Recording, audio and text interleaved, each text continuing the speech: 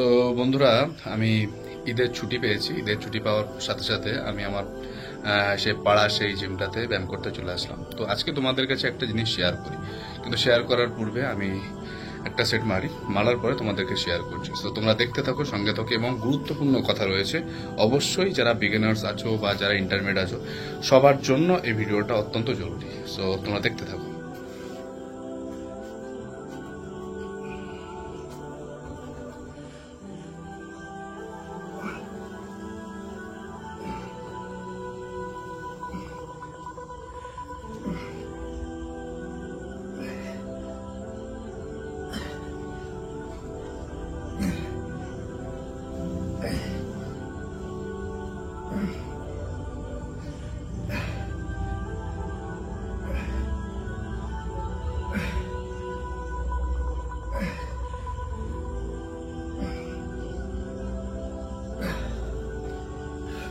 তো বিষয়টা যেটা বলার ছিল সেটা বলছি।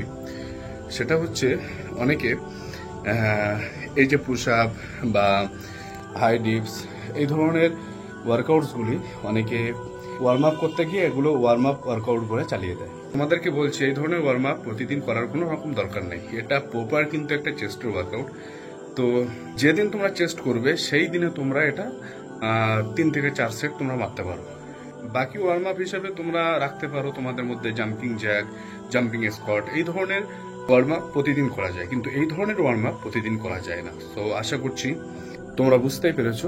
আর এই কথাগুলি কেন বলছি, কিসের জন্য ভিডিওটা বানাচ্ছি, যেহেতু তোমরা জানো আমি মদনপুরি জিম এক্সের ট্রেনার। তো ওখানে অনেক ছেলেরাই বলে যে দাদা আমি প্রতিদিন এসে 3-4 সেট করে পুশ আপ মারি, বা অনেকে ডিফেন্স লাইনে যারা দৌড়াদৌড়ি করছে, ছোটাছুটি করছে, অনেকে বলছে দাদা আমার চেস্ট বাড়ছে না, কিন্তু আমি প্রতিদিন ডন মারি, প্রতিদিন ডিপস মারি।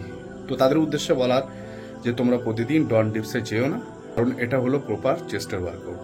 সো আমার জিমের মধ্যে একটা ছেলে যখন এই কথাটা বলেছে, আমার মনে হয় যে এই ধরনের ওয়ার্কআউটসগুলি এগুলো অনেক ছেলেরাই করে।